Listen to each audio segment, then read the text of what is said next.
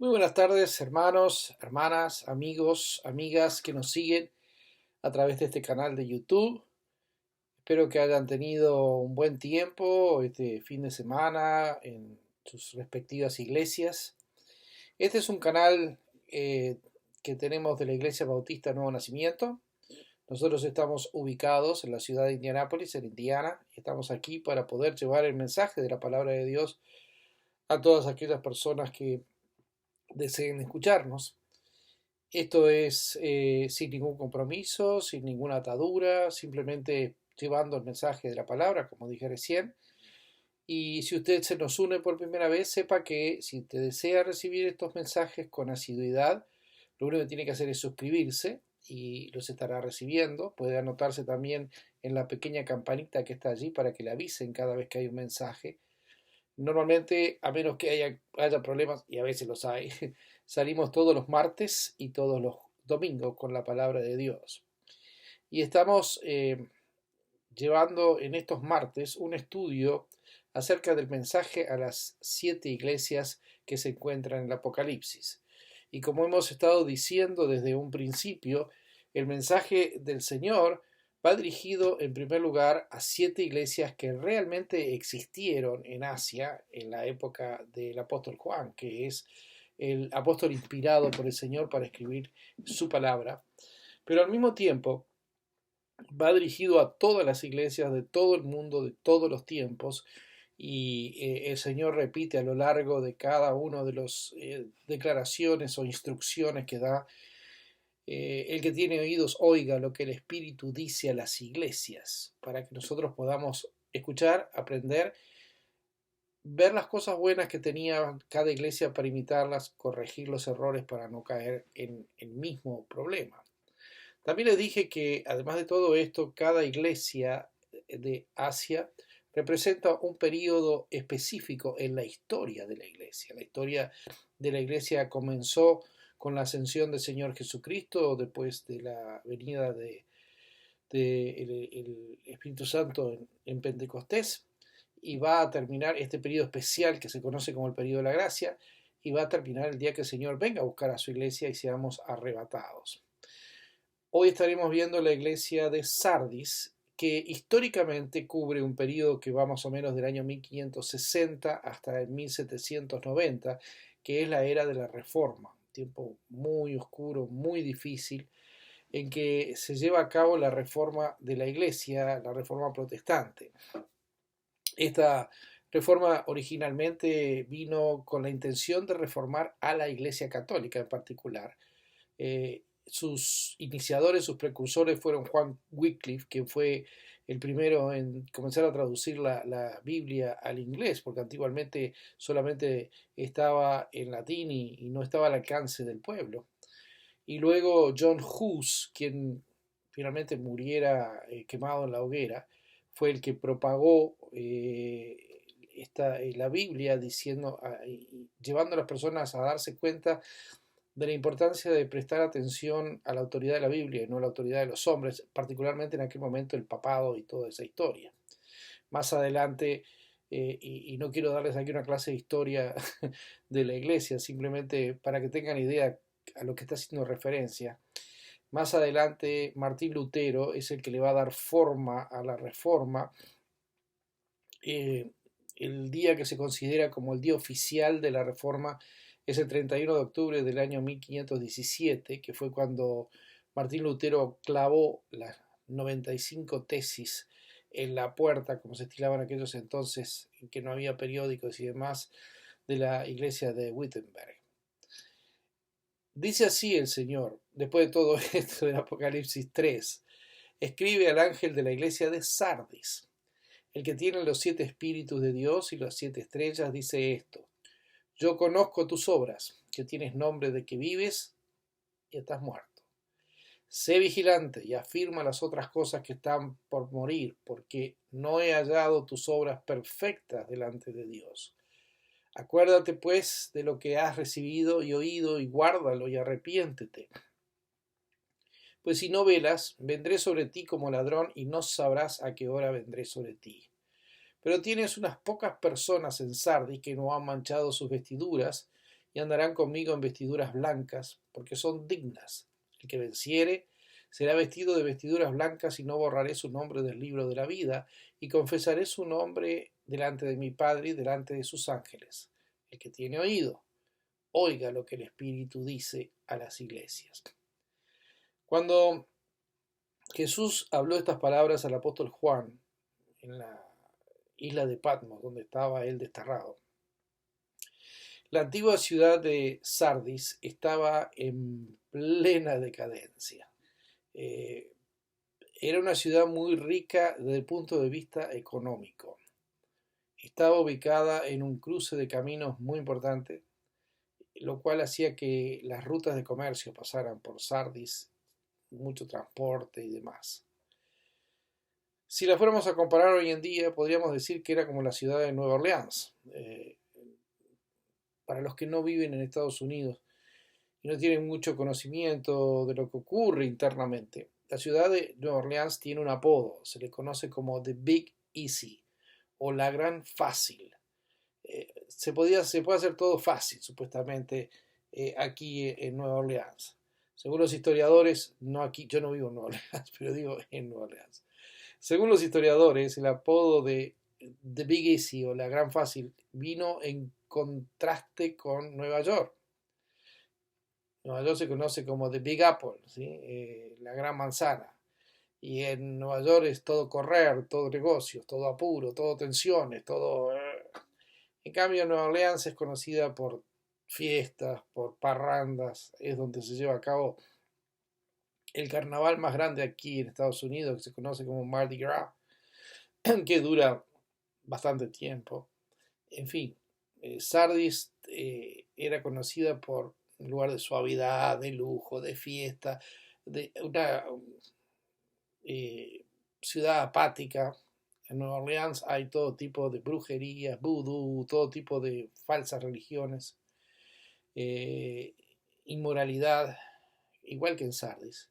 De hecho, en Sardis había una gigantesca estatua a la diosa madre Cibele. De las ruinas de este templo podemos ver que era un gran templo. La columna principal medía 60 pies de alto y más de 6 de diámetro. Y esta diosa madre, la Cibele, era honrada con toda clase de inmoralidad sexual, impureza y todo esto. La ciudad estaba rodeada de colinas muy altas. En la historia, en el 549 y en el 2014 a.C., había sido invadida, y una de las razones por las que había sido siempre la invadían era porque sus habitantes estaban tan confiados de que las montañas eran altas y que nadie los iba a atacar, que ni siquiera ponían guardia ni defensa ni nada por el estilo, o sea que estaba abierta a lo que pudiera pasar. Jesús comienza describiéndose a sí mismo a la iglesia como el que tiene el Espíritu de Dios y las 7 estrellas dice esto. Al hacerlo utiliza términos que enfatizan su carácter como el Señor, como el Maestro, como el que tiene la autoridad espiritual. Yo soy el que tiene el Espíritu. Yo soy el que tiene a las 7 estrellas, a los 7 pastores, a los que lidera la iglesia. El número 7, como ustedes saben, en la Biblia habla de completo, habla de absoluto, habla de Dios. Dios tiene la plenitud. La iglesia no es mía, no es suya, es del Señor. Lamentablemente hay gente, hay pastores, ministros, siervos que se creen son los dueños de la iglesia. La iglesia es del Señor. Las ovejas son del Señor. El pastor de cualquier iglesia, sea la iglesia que sea, es simplemente un siervo del Señor que está cuidando las ovejas de su Señor mientras el Señor viene. Y cualquiera que pierda esto de perspectiva está errando feamente. El Señor es el Señor de la mies. Nosotros, simples obreros de la mies, que es un gran privilegio, sin lugar a dudas. Que es una gran oportunidad, ciertamente. Que no hay mayor labor más preciosa que poder servir a Dios, por supuesto. Pero somos eso, somos siervos. En realidad el Señor es el Señor. Colosenses 1:15 dice, Él es la imagen del Dios invisible, el primogénito de toda creación. porque en Él, no en el pastor ni en el ministro, en Cristo, fueron creadas todas las cosas, las que hay en los cielos y las que hay en la tierra, visibles e invisibles, sean tronos, sean dominios, sean principados, sean potestades. Todo fue creado por medio de Él y para Él. Y Él es antes que todas las cosas, y todas las cosas en Él subsisten. Y Él es la cabeza del cuerpo que es la iglesia, Él que es el principio, el primogénito de entre los muertos, para que en todo tenga la preeminencia, por cuanto agradó al Padre que en Él habitase toda plenitud, y por medio de Él reconciliar consigo todas las cosas, así las que están en la tierra como las que están en los cielos, haciendo la paz mediante la sangre de su cruz. Tiene la plenitud de la iglesia en su mano, es la cabeza de la iglesia y llena la iglesia. Y dice el Señor a los cristianos de Sardis: yo conozco tus obras, que tienes nombre de que vives y estás muerto. Yo conozco tus obras, como en cada una de las otras iglesias. Jesús dice lo mismo: yo sé lo que haces. No hay nada que sea desconocido al Señor. Cada cosa que tú haces, yo lo sé. De hecho, como hemos visto en las anteriores, no solo sabe lo que hago, sabe antes de que lo haga y sabe cuáles son las intenciones mías al hacerlo. Dice: yo conozco tus obras. Pero después dice que tienes nombre de que vives. El Señor sabe quiénes son de Él. Por el hecho de que una persona diga yo soy cristiano o pertenezco a tal, no quiere decir absolutamente nada. Puede engañar al pastor, puede engañar a la congregación, puede engañar hasta a sí mismo, pero no al Señor. Juan 10, a partir del versículo 7, dice: volvió pues Jesús a decirles: de cierto os digo. Cada vez que el Señor dice de cierto, está diciendo: ojo, presta atención a lo que digo, que no se te escape ni una palabra. Yo soy la puerta de las ovejas. Todos los que antes de mí vinieron, ladrones son y salteadores, pero no los oyeron las ovejas. Yo soy la puerta. El que por mí entrare será salvo, y entrará, y saldrá, y hallará pastos. El ladrón no viene sino para hurtar, y matar, y destruir. Yo he venido para que tengan vida, y para que la tengan en abundancia. Yo soy el buen pastor. El buen pastor su vida da por las ovejas, mas el asalariado, y que no es el pastor, de quien no son propias las ovejas, ve venir al lobo, deja las ovejas y huye, porque es asalariado y no le importan las ovejas. Yo soy el buen pastor, y conozco mis ovejas, y las mías me conocen, así como el Padre me conoce, y yo conozco al Padre, y pongo mi vida por las ovejas. También tengo otras ovejas, que no son de este redil, y ahí entramos nosotros. Aquellas también debo traer, y oirán mi voz, y habrá un rebaño y un pastor. Jesús es el buen pastor, nosotros las ovejas de su prado.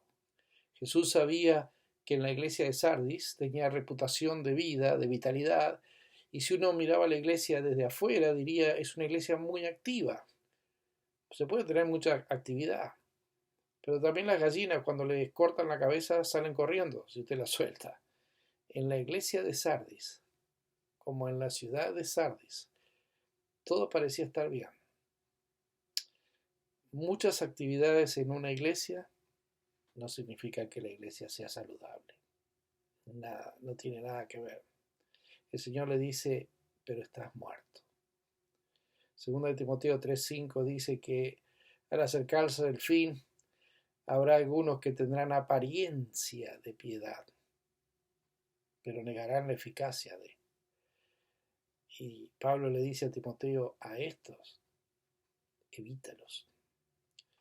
Otra característica de estas personas se encuentra también ahí en Timoteo, y el versículo 7 de ese capítulo les dice: estas siempre están aprendiendo y nunca llegan al conocimiento de la verdad. A pesar de su reputación de vida, Jesús los veía como lo que eran realmente: Una buena reputación no es garantía de ser verdaderamente espiritual, a pesar de su buena apariencia. Jesús los veía simplemente como falsos, muertos. Y muerto significa incapaz de dar batalla, incapaz de pelear, incapaz de luchar, incapaz de nada. Está muerto. No es que la iglesia de Sardis estuviera perdiendo la batalla, no, porque un cuerpo muerto ya no pelea, ya perdió la batalla. La lucha se terminó. Y en esta carta, Jesús está animándolos a ellos y nos está animando a nosotros, los cristianos de esta época, como a los de Sardis, a permanecer firmes contra la persecución o la falsa doctrina, porque estaban a punto de experimentar eso. Dejarse llevar por la falsedad, lo más fácil, de Big Easy, lo que es más sencillo, la gran fácil, y no luchar por lo verdadero. Estando muerto, no causaban ningún daño, ninguna molestia al reino de Satanás. Así que, ¿para qué Satanás los iba a molestar? Si usted no tiene pruebas en la vida, cuidado. No estoy diciendo que nos guste tener pruebas, ni que pidamos tener pruebas. Pero si el diablo está cómodo con usted, cuidado. La iglesia en Sardis era el perfecto ejemplo de estas iglesias grandes, que solo quieren complacer a la gente. Y la gente se llena de iglesia, la gente va corriendo, porque la gente no va a una iglesia para que le digan que es un pecador y que tiene que cambiar su vida, sino va a calmar conciencias y a entretenerse. Les he dicho muchas veces a nuestra gente, a nuestra iglesia, esto no es un teatro ni un cine, acá usted no viene a entretenerse, usted viene acá a adorar a Dios. Hay iglesias donde no quieren ofender a nadie, políticamente correcto, como se dice hoy en día. Y cuando uno adultera o cambia la palabra de Dios para complacer a los hombres, bueno, ya fracasó. Lo primero que el Señor le dice es, sé vigilante. Es la primera instrucción. Lo primero que tenemos que hacer es examinar, proteger, fortalecer lo que tenemos. Pero el problema es que cuando nosotros nos examinamos a nosotros mismos, siempre tenemos alguna excusa para salir del paso. Decía David en el Salmo tan precioso y tantas veces citado, 139, examíname tú, no yo, examíname, oh Dios, y conoce mi corazón. Pruébame y conoce mis pensamientos, y ve si hay en mí camino de perversidad, y guíame por el camino eterno. Aunque la condición espiritual de la iglesia de Sardis era mala, aunque la condición espiritual de muchas iglesias puede ser terrible, aún estamos bajo la gracia, aún hay esperanza, todavía puede cambiar. Y Jesús no se había dado por vencido con ellos como no se ha dado por vencido con ninguno de nosotros. Cerca de la muerte no quiere decir estar muerto, aún no es demasiado tarde. Dice el Señor, no he hallado tus obras perfectas delante de Dios.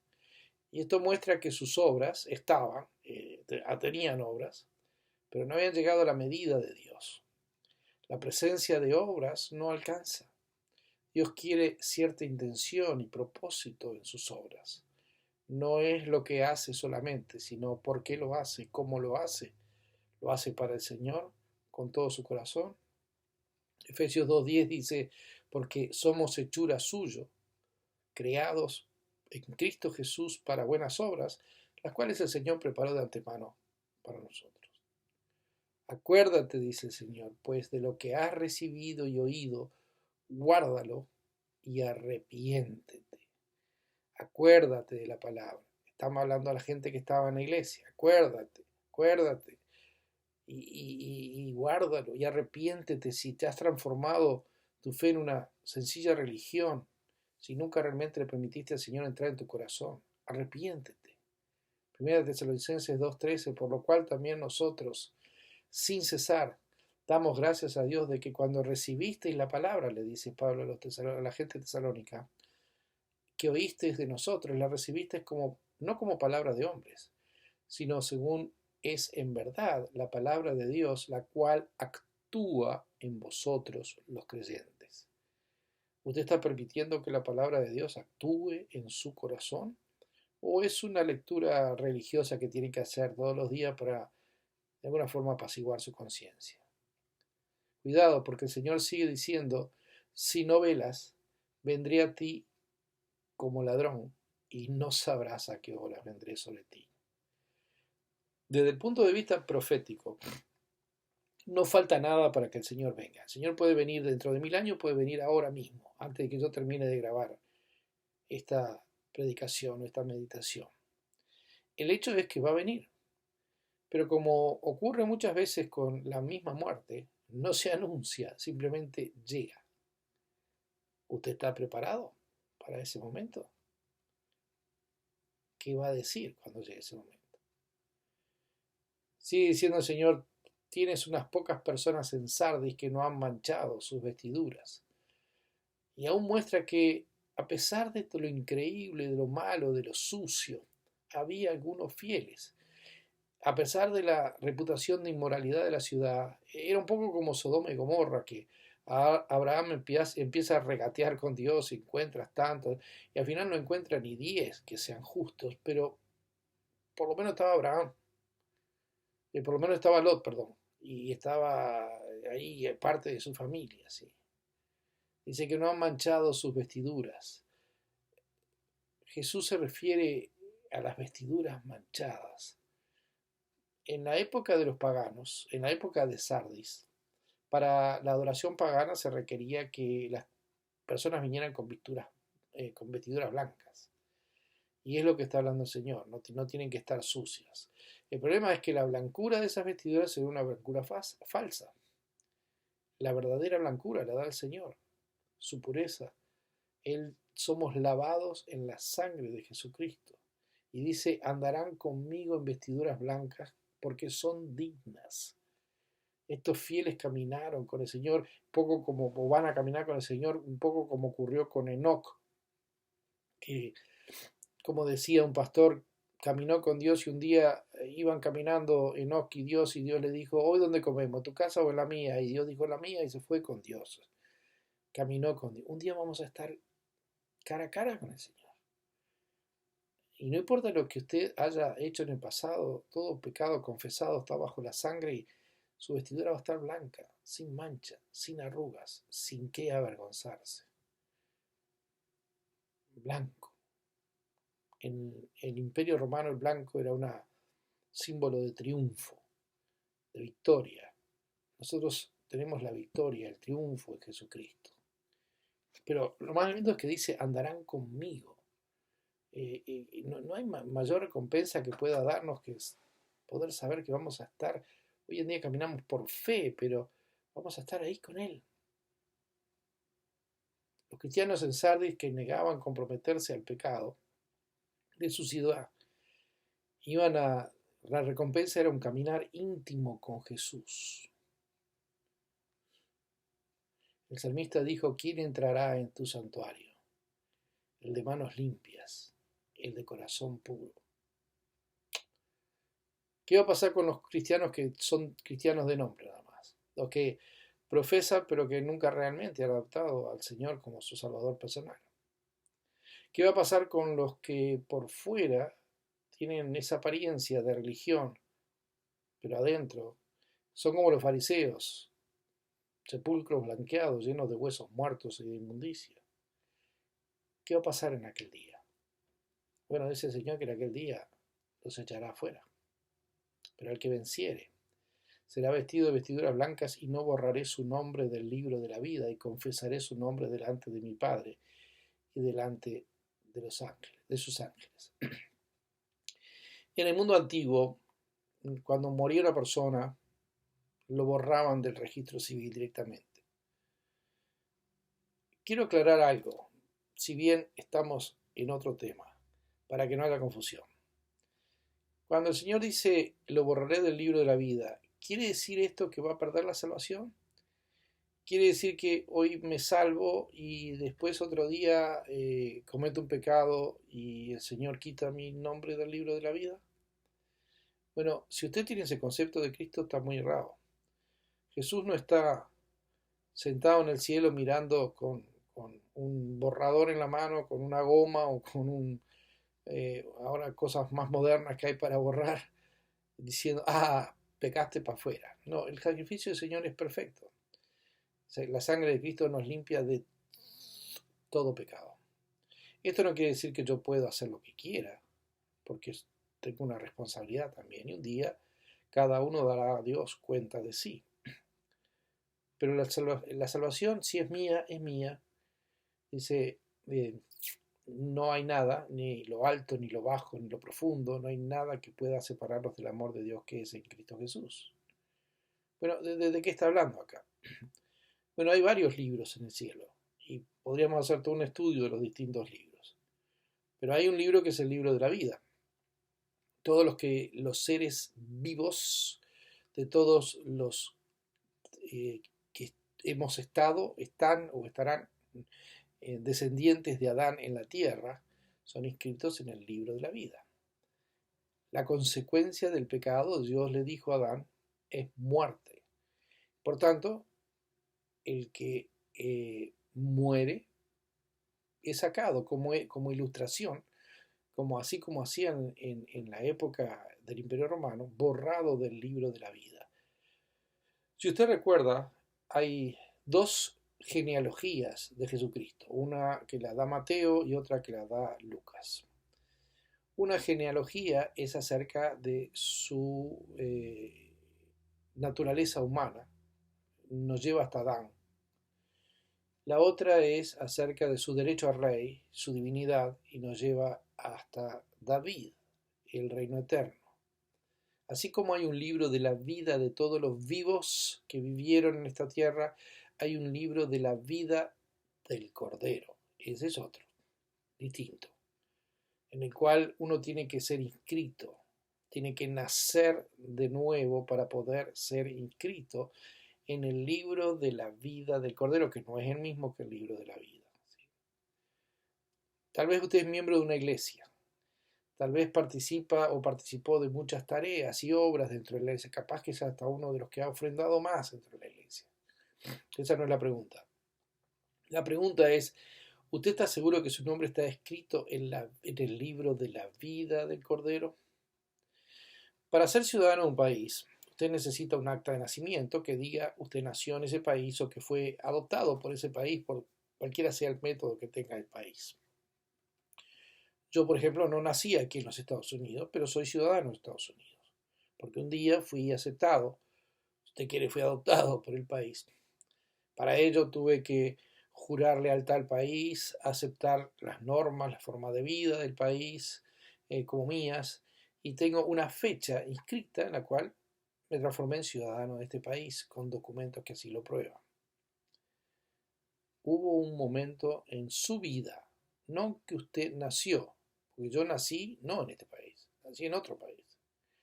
Hubo un momento en su vida en que usted aceptó la palabra de Dios, aceptó que era pecador, pidió perdón por sus pecados y le pidió a Cristo que entrara a su corazón. Sí lo hizo. La Biblia dice, nació de nuevo y fue inscrito en el libro del Cordero. Tal vez usted no se acuerda exactamente de la fecha, yo no me acuerdo exactamente de la fecha de que me hicieron ciudadano, tendría que mirar en los documentos, pero hubo un momento, recuerdo el día, no recuerdo la fecha, pero recuerdo todo el evento. Tal vez usted no se acuerde de la fecha, pero se acuerda de cuando usted aceptó a Cristo. Si es así, su nombre está escrito en el libro de la vida.